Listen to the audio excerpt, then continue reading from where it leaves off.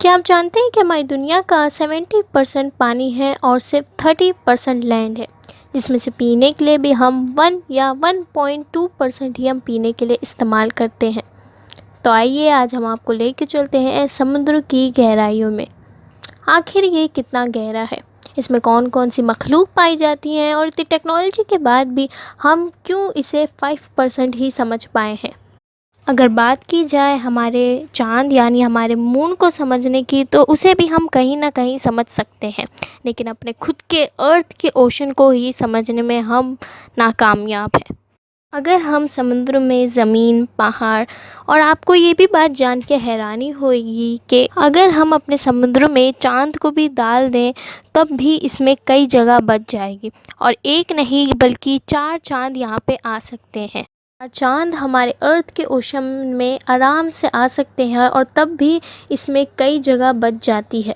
जी हाँ, इसी बात से आप अंदाज़ा लगा सकते हैं कि हमारा समुद्र कितना गहरा और बड़ा हो सकता है।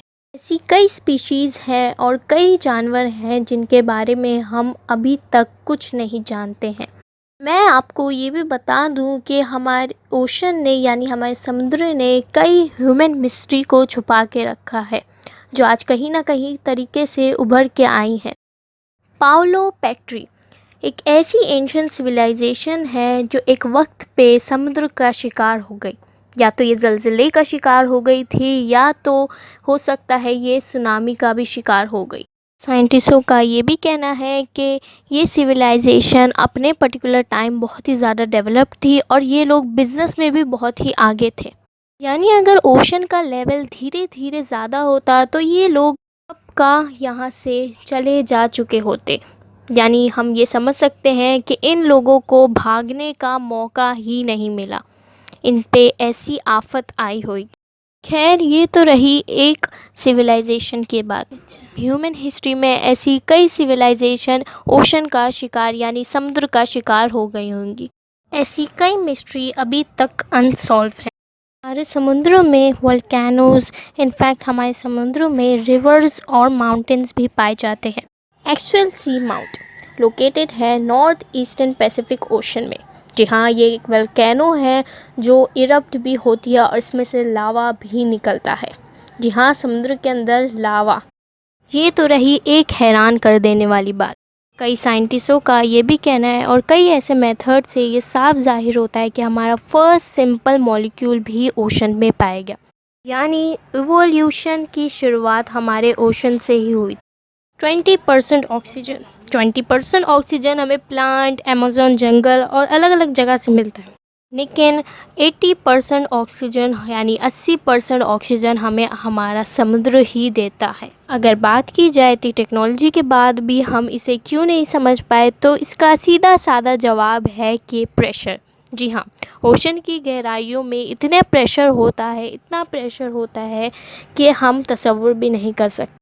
मरियाना ट्रेंच अब तक का पाया गया समुद्र का सबसे गहरा पॉइंट, और यहाँ पे प्रेशर होता है एक बलून पर 160 हाथियों को रख देना। जी हाँ, इस बात से आप तसव्वुर कर लिए या इस एग्जाम्पल से आप तसव्वुर कर लिए कि यहाँ पर कितना प्रेशर हो सकता है। इसके बाद भी आप सोच रहे हैं कि शायद यहाँ पे ज़िंदगी ना पाई गई हो। अगर आप ऐसा सोच रहे हैं तो आप गलत हैं। मरियाना ट्रेंच जैसे डीपेस्ट पॉइंट पे भी ज़िंदगी पाई जाती है। हालांकि ये बात पहले साइंटिस्ट भी नहीं मानते थे, लेकिन इस बात को गलत साबित कर दिया एक फ़िश ने। स्नेल फ़िश ये एक ऐसी फ़िश है जो सबसे डीपेस्ट पॉइंट में रहती है और ये हर सेकंड अपने बॉडी पे कई हज़ार ट्रेन का वज़न सह सकती है। अब चाहे आप इस पे गाड़ी ले जाएं या हाथियों का झुंड इस पे खड़ा कर दें, ये फ़िश इन सब का प्रेशर सह सकती है। अभी इस फ़िश पे ज़्यादा रिसर्च हुई नहीं है, क्योंकि ये सबसे डीपेस्ट पॉइंट पे रहती है और वहाँ रिसर्च करना मुश्किल पड़ता है, और अगर इसको ज़मीन पे ले आए तो प्रेशर की कमी की वजह से ये फट सकती है। तो इसलिए इस फिश पे ज़्यादा रिसर्च हुई नहीं है। लेकिन ये बात तो अब गलत साबित हो गई है कि मरियाना ट्रेंच जैसे प्रेशर वाले पॉइंट पे भी ज़िंदगी ना पाई जाती हो। ये फ़िश इतने गहरे पॉइंट पे कैसे रह लेती है, कैसे अपने बॉडी पे इतना प्रेशर सह लेती है, ये तो आने वाली टेक्नोलॉजी ही बताएगी। उम्मीद करती हूँ आपको मेरा ये वीडियो अच्छा लगा हो। अगर आपको ये वीडियो अच्छा लगे हो तो subscribe to my channel and hit the bell icon also. मैं मिलूँगी आपको अपने नेक्स्ट वीडियो में, तब तक के लिए टेक केयर एंड बाय।